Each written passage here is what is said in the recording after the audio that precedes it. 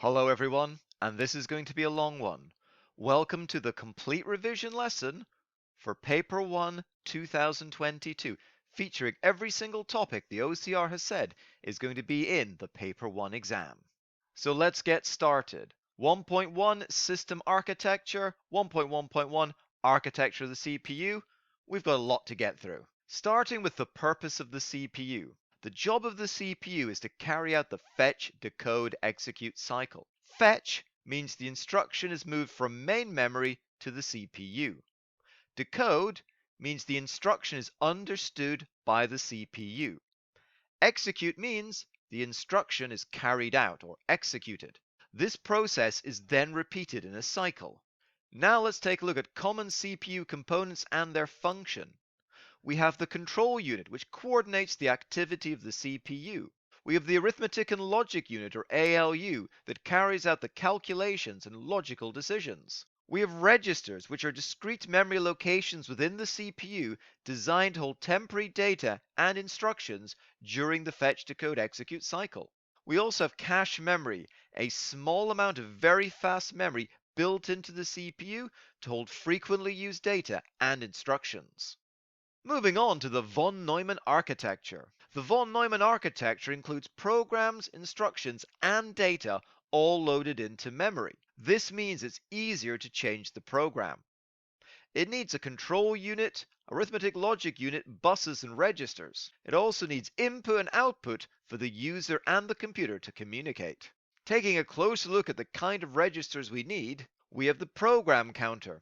This stores the memory location or the address of the next instruction in a program to be executed. The program counter then passes this next address to the memory address register when it's required. The MAR, or memory address register, stores the memory location, the address, for data that needs to be fetched from memory or stored into memory. The memory data register, or MDR, stores the data that has been fetched from memory or is waiting to be sent to memory. And we have the accumulator.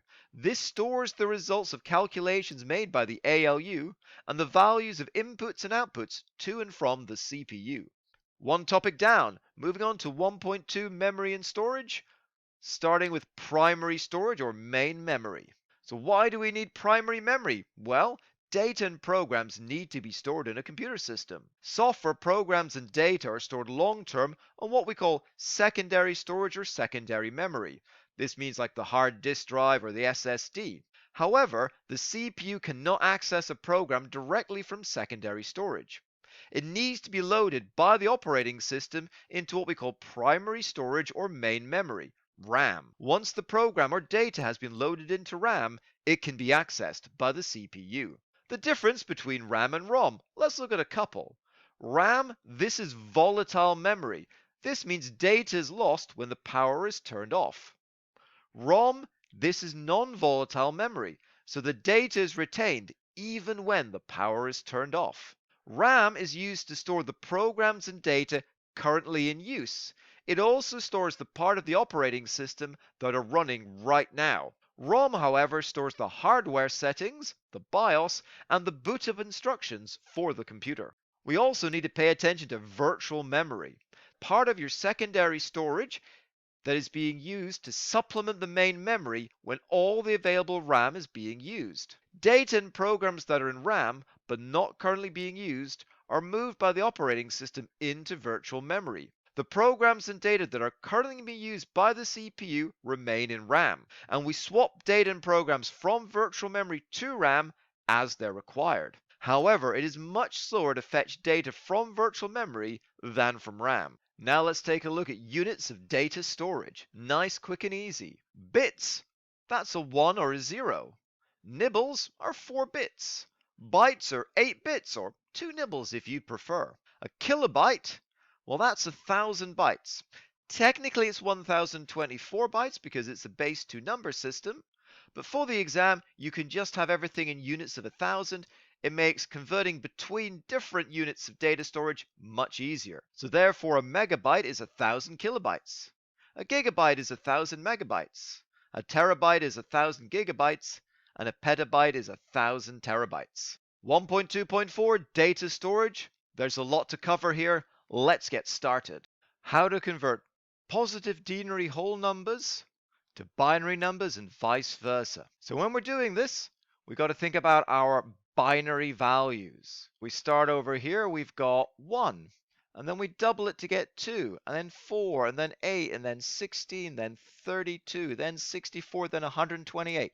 We only need these 8 values because we only have to deal with 8-bit numbers on our course. If we wanted to convert 75 here to binary, what do we need to do? Well, we repeatedly try and subtract each value from left to right from that denary number. Starting over here with 128, we say, can we perform 75 minus 128? No, we can't, so we mark it as a 0. We move along one. Can we do 75 minus 64? Yep, that makes sense. We can do that subtraction, and that leaves us with 11. We move along one.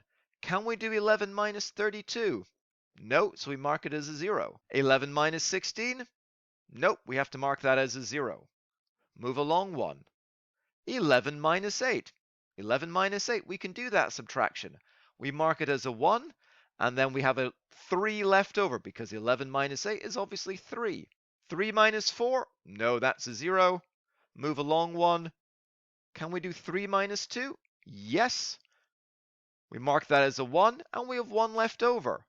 So 1 minus 1 obviously finishes off. We mark it as a 1, and that means our final answer is 0, 1, 0, 0, 1, 0, 1, 1. Remember, with the OCR syllabus, you're always dealing with 8 bits, so don't forget that 0 at the start there. It all has value.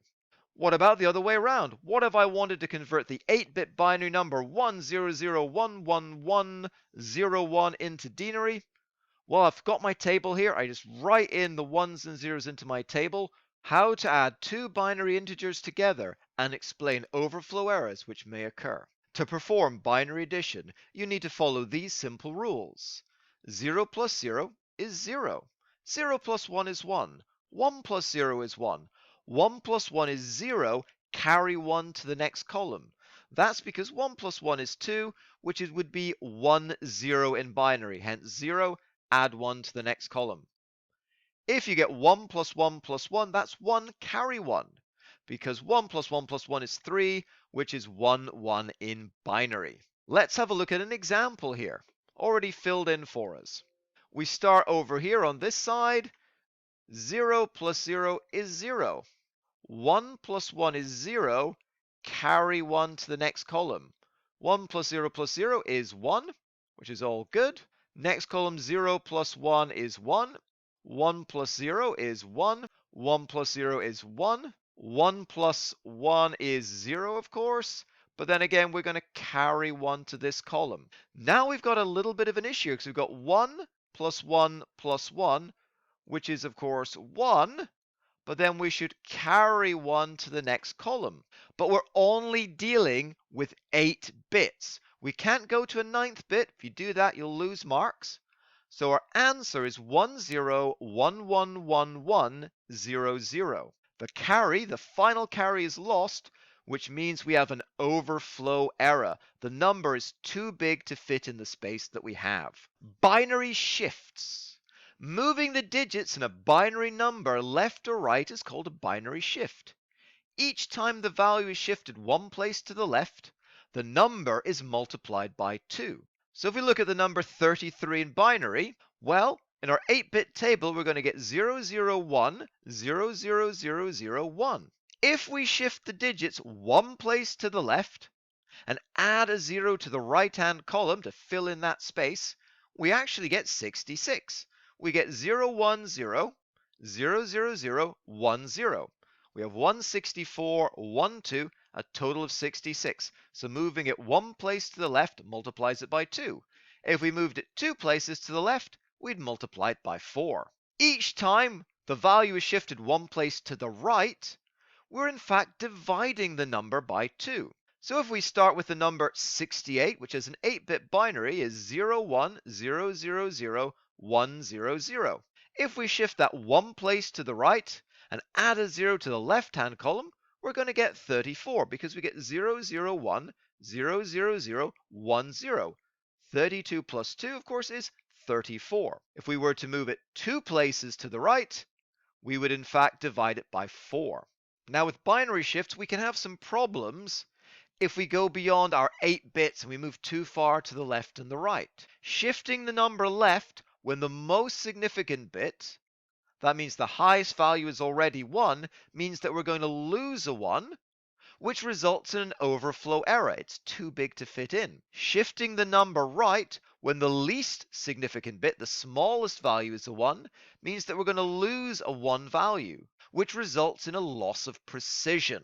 So pay attention to that in your exam. You'll sometimes get examples where you end up with the overflow error or a loss of precision. How to convert positive denary whole numbers into 2-digit hexadecimal numbers and vice versa. So what is 45 in hexadecimal? Well, we take 45, divide it by 16, and we get 2, remainder 13. Quite easy. But remember, hexadecimal is a little bit different. We've got 0, 1, 2, 3, 4, 5, 6, 7, 8, 9, but then 10 becomes A, 11 becomes B, 12 becomes C, 13 becomes D, 14 becomes E, and 15 becomes F. It's a hexadecimal system. It's base 16. So in fact, 13 is represented by the hexadecimal D. So 45 in hexadecimal becomes 2D. 45 divided by 16 is 2. We can keep that because it's the same in denary or hexadecimal, but the 13 gets changed into a D. So 2D would be your final answer. What about the opposite? What is 3F in denary? Well, first of all, let's convert 3F into denary values. So 3 stays as a 3, but F is, of course, 15. So we end up with 315. We then say, okay, it's 3 multiplied by 16, which would give us 48. And then we add to that final 15 value. So we get 48 plus 15 is 63. Our final answer is 63. So 3 times 16 plus 15 is what we have. So you always take the largest number, multiply it by 16. The smallest number is just multiplied by 1. It's the single units. Add them together and get your final answer. How to convert binary integers to their hexadecimal equivalent and vice versa.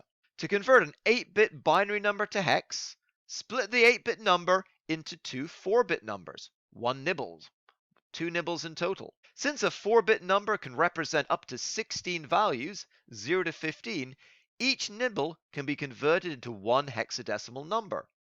Just convert each number to its denary value and then convert to hex. So remember, 4 bits gives us between 1 to 2 to 4 to 8 in values. We just convert it, and there we go. Let's look at an example. So we need to convert 00111001 into hex. We take that first nibble. So we've got 0011. Well, that's 2 plus 1 is 3, isn't it? So 0011 is 2 plus 1, which gives us 3. The bottom number here, 1010. Well, we've got an 8 and a 2. We put those together, and we've got 10. So 10 is A in hex, so we end up with 3A. The first nibble gives us the 3. The second nibble gives us a 10, and that's an A, because 10 is A in hexadecimal. We can reverse this process to convert from hex to binary. We convert each hex number to a denary value, then we convert each denary number into a nibble. Let's take a look. So if we had to convert C6 into hexadecimal, first convert to denary and then into binary. C becomes 12, and 12 is 1100 in binary. And 8 plus a 4, that's a 12. 6 stays as 6, doesn't need to be converted, and that gives us 0110 in binary. It's a 4 and a 2. So our final answer to convert C6 into hexadecimal is 11000110. Let's take a look at how we do data representation, starting with characters. The use of binary codes to represent characters. When any key on a keyboard is pressed, it needs to be converted into a binary number so that it can be processed by the computer and the typed character can appear on the screen. In this example, A actually becomes 01000001. This is the value 65 for us in denary. The term character set. When you press a key on the computer keyboard, a code is generated that the computer can convert into a symbol for display or printing.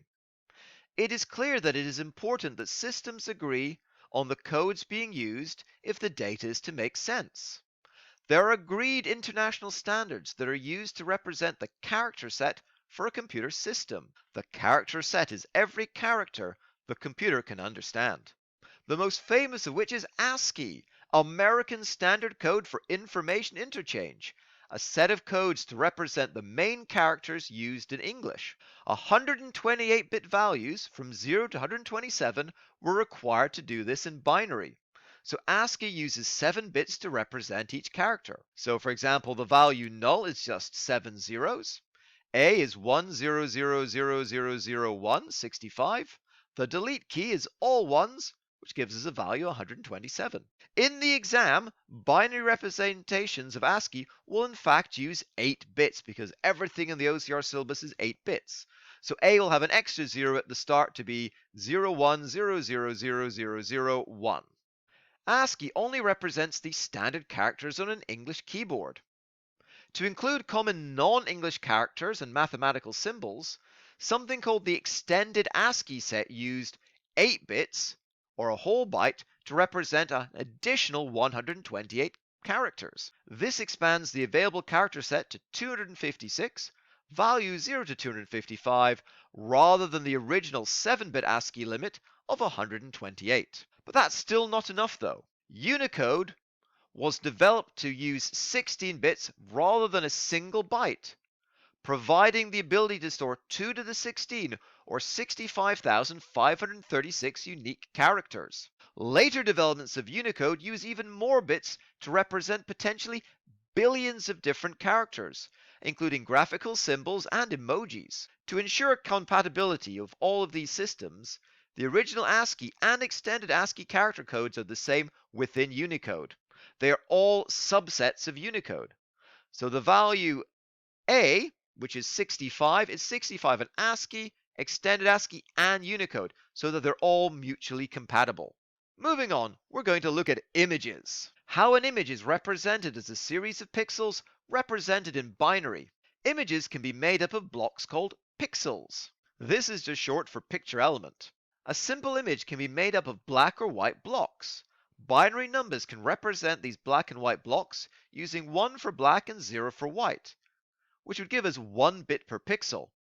Most images, however, are not black and white. We need to use more bits per pixel to represent more colors. So 8 bits can represent 2 to the 8 or 256 colors. 16 bits can represent 65,536 colors. And 24 bits can represent over 16 million colors to give us true color, lifelike colors in our images. Metadata. In order to display the image accurately, the computer needs to know exactly how to interpret the numbers. This information about the image is called metadata, and this includes information such as the number of bits per pixel, or the color depth, the size of the image in bits, the resolution of the image, and much, much more. The effect of color depth and the resolution on quality and size of an image. The number of bits used to represent the colors is often referred to as the color depth or the bit depth of an image. The more colors we have available, the better the representation of the image. However, the more colors we have, the more data we need to store for each pixel. Higher resolution images have more pixels to store, further increasing the data that we need to store. Reducing the size or resolution of an image will decrease the amount of data needed to store it, but it will also reduce the quality. Moving on, let's have a look at sound. How sound can be sampled and stored in digital form. Sounds are a series of vibrations that continually vary and can take any value. This means they're what we call analog. To sample and store in a digital form, at a set interval, the amplitude or height of the sound wave is sampled. This is then stored as binary data.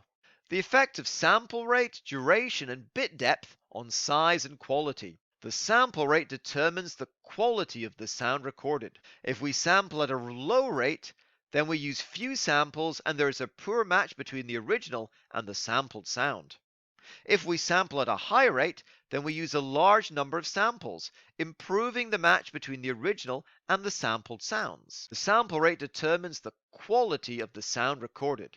If we sample at a low rate, then we use few samples and there is a poor match between the original and the sampled sounds. If we sample at a high rate, then we use a large number of samples, improving the match between the original and the sampled sound. So it'll sound more like the original and it will sound better. However, the higher the sample rate, the more storage we're going to use up.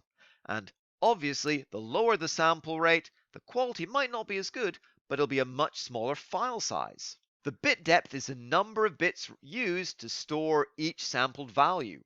By increasing the bit rate, we can represent the data for each sample point more accurately and provide a better representation of the original sound. However, the more bits we use to store each data point, the larger file needed to store that data. The duration of the sampling is how many seconds of sound are sampled. If we sample more seconds of sound, then the more data we need to store.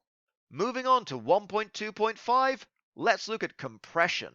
Storing images and sound can lead to large file sizes.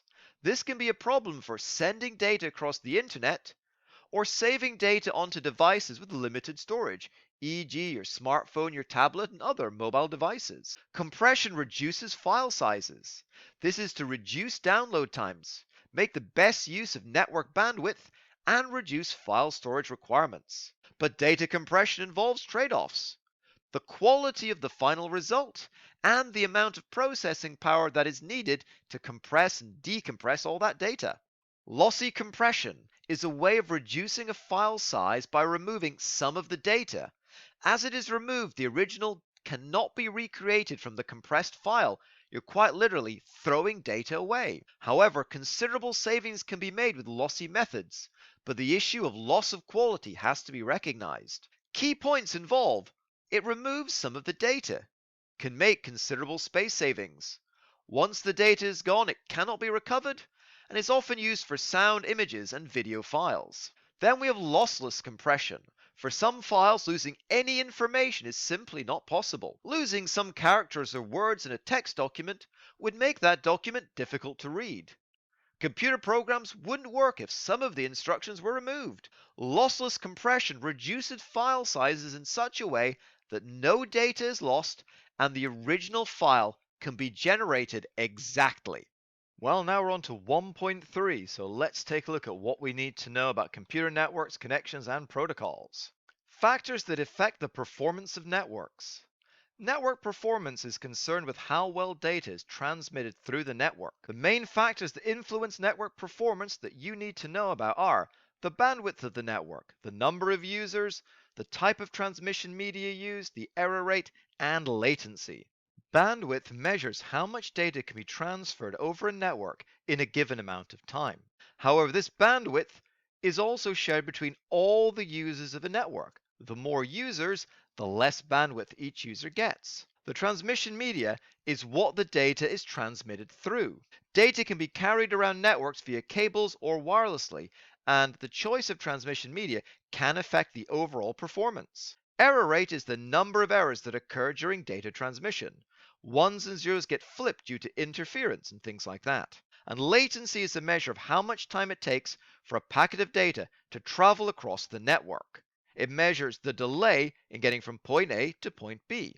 The hardware needed to connect standalone computers into a local area network. NIC, this is a network interface controller or network interface card if you prefer, and this enables a computer to be connected to a network. Switches, these connect wired devices together on a LAN. WAPs or wireless access points connect wireless devices on a LAN. Routers connect different types of network together. For example, a local area network at home or school or office to a wide area network such as the internet. You also need different types of transmission or communications media. For example, copper cables transmit electrical signals and are typically used for Ethernet cables. We have fiber optic cables, which are made up of many thin glass strands or fibers which transmit data as pulses of light. And we have radio waves. These use parts of the EM spectrum, electromagnetic spectrum, to connect devices wirelessly. The internet is a worldwide collection of computer networks. Here's a variety of phrases and terms you need to know about. DNS, the domain name system. It matches each domain name, for example www.google.com, to its matching IP address, 216.58.212.228. Domain names are human readable, but computers need the IP addresses to find these computers online. Hosting. Websites and other internet services need to be placed on a web server. The cloud, a generic term that refers to storage, services, and applications that are accessed via the internet rather than being stored locally on your computer, tablet, or phone. And web server. This is a dedicated computer on the internet that responds to HTTP and HTTPS requests by returning the web pages and data requested by a client computer. 1.3.2 Wired and Wireless Networks Protocols and Layers. Let's bring it on. Modes of connection. Let's start looking at wired. Ethernet is the traditional protocol used to connect devices in a wired local area network. It defines how data should be physically transmitted between different devices using MAC addresses to determine which devices the data should be sent to. The advantages are you get a stable connection, it's more secure, you get faster data transfer speeds, and signal quality is usually better. Disadvantages. It can be more expensive to install, more difficult to add extra devices, and devices can only be used in one location. Wireless. Wi-Fi or wireless fidelity is a set of protocols that define how network devices can communicate wirelessly using radio waves. The Wi-Fi protocol determines the frequency band and channel that should be used, data transmission rates, and how devices should be authenticated when they attempt to join a network. Advantages: cheap setup costs, less impact on the physical environment as no extra wiring is needed, can connect multiple devices without the need for extra hardware, users can move around freely and work in multiple locations, and can handle a large number of users. Disadvantages: tends to have slower data transfer speeds. Bandwidth has to be shared amongst all the connected devices. The connection is not as stable. Signal is subject to interference from other networks and can be obstructed by walls and floors. It is less secure than the wired network as it is more vulnerable to hacking. Bluetooth is another form of wireless protocol that can be used over very short distances using ultra-high frequency radio waves. It is very secure and does not require a clear line of sight between the two devices. Common uses of Bluetooth are connecting Bluetooth, getting all tongue twisted here, connecting Bluetooth headphones to devices, streaming audio to Bluetooth speakers, and sharing files between mobile devices. Encryption. It is very easy to intercept wireless signals, so most wireless networks are encrypted. When a device wants to connect to a secure wireless network, a Wi-Fi password needs to be entered. This wireless network password or network security key must be entered correctly to authenticate the device and allow it to connect to the wireless network. The Wi-Fi network then uses a unique encryption key to scramble the data that is sent over the network, so that if it is intercepted, it doesn't make sense and cannot be used by others. Moving on to IP addressing and MAC addressing. Every device on a wide area network has a unique Internet Protocol or IP address. This represents the location of the device on the network.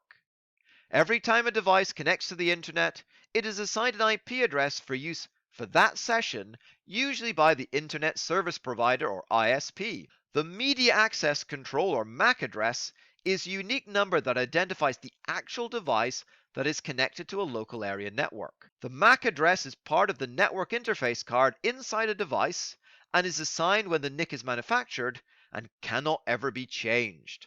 Standards. Computer standards are official definitions of rules that exist for various aspects of computing. Hardware and software standards are very important as they allow different manufacturers to make components and programs that are compatible and will work well with each other. Without standards, only hardware and software made by the same company could be used together. It is clear that networks require standards in order to work conveniently. Common protocols that we need to know. HTTP or Hypertext Transfer Protocol is the protocol that is used by the World Wide Web. It defines how web browsers and clients should request and web servers should deliver resources such as HTML files. HTTPS has an S on the end, which means secure, and this ensures web page data is encrypted before being sent out of the web browser or server to ensure privacy and the integrity of the data being exchanged. For example, logging into an account, checking your bank account online, or buying products and services online. File Transfer Protocol, or FTP, is a protocol used to transfer, upload and download between a client and a server on a computer network. For example, uploading the files for a website to a web server. Transmission Control Protocol, or TCP, is a protocol that splits data into applications into smaller data packets that can be then sent across a network. Each packet is made up of a header and a payload. The header contains information such as the sequence number of the packet and any error checking information that's required, like a checksum. The payload is the actual data that's being transmitted itself. The Internet Protocol, or IP, defines how data packets should be sent between networks. An IP header is added to each packet containing both the source and destination IP addresses for that packet so it can make its way to its destination and then data can be sent back again. Moving on, we've got the email protocols, always fun. Simple Mail Transfer Protocol, or SMTP, is used to send emails from a PC to a mail server or a mail server to a mail server. Post Office Protocol 3 is used by home or office client PCs to retrieve emails from a mail server. Any mails downloaded to the client are deleted from the server with POP3, so you cannot access emails from multiple devices in multiple locations. So generally it's considered obsolete by today's standard. Much better to use something like Internet Message Access Protocol 4, IMAP4. This is used by home or office client PCs also to retrieve emails from a mail server. However, mail is stored on the server until it is specifically deleted, so it is easy to access your email from multiple devices in multiple locations. 1.4.2 Identifying and Preventing Vulnerabilities. Let's look at some common prevention methods. Penetration testing, or pen testing for short, is used to test a system or a network in order to identify vulnerabilities in its security that an attacker could exploit. It's not somebody doing this for fun. Businesses hire penetration testers to test their security and pay them good money to do so. Anti-malware software is designed to detect and remove malware from your computer system. Worms, trojans, viruses, all that kind of stuff. Firewalls are designed to prevent unauthorized access to a network and can be provided by either a hardware device or a piece of software. They inspect and filter incoming and outgoing data packets to ensure that they meet the security criteria that has been configured. We also have user access levels. Users of a network are often arranged into user groups. Each group has different user access rights that determine what software, hardware, and files they are permitted to access.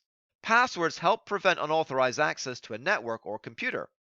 However, they're only effective if they remain secret and are not easy to crack by brute force attacks. So password is not a good password. Gradually, these are being replaced by things like biometric authentication, using things like fingerprint readers and facial recognition. Encryption means the data cannot be read by unauthorized persons, even if they manage to access it. Encrypted data requires the correct key to be used in order to be decrypted. Wi-Fi networks should always use secure encryption, or anybody can eavesdrop on the data and intercept it. Files on a network or removable storage devices can also be encrypted so they don't fall into the wrong hands. And don't forget about physical security. This is about protecting hardware, software, networks, and data from physical actions that could cause harm. Security measures might include keeping servers in a locked room that can only be accessed by network managers, and ensuring the backups are kept off-site in a different secure location.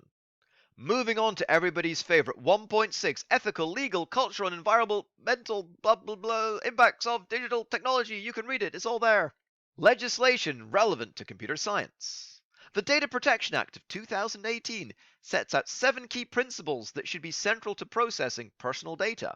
You have to think about lawfulness, fairness, and transparency, purpose, limitation, data minimization, accuracy, storage limitation, security, and accountability. The Computer Misuse Act of 1990 makes it a criminal offense to access or modify computer material and includes hacking and the distribution of malware. The Copyright Design and Patents Act of 1988 protects the intellectual property of an individual or organization, making it illegal to copy, modify, or distribute software or other intellectual property such as music and video. Software licenses. Proprietary software means that the source code is kept secure and is not included when you buy the program. This can stop people changing the code or stealing a business's intellectual property. The other model is what we call open source software. This means that the source code for the program is made freely available. This allows people to edit and change the code and distribute it as they see fit. Impacts of digital technology on wider society. We have to think about ethical issues. Ethics refers to what is right and wrong and how people should behave. The ethical use of computer technology is about acting in a responsible way and ensuring that no harm is caused to others. Legal issues. The widespread use of computers has had a legal impact and new laws have had to be constructed.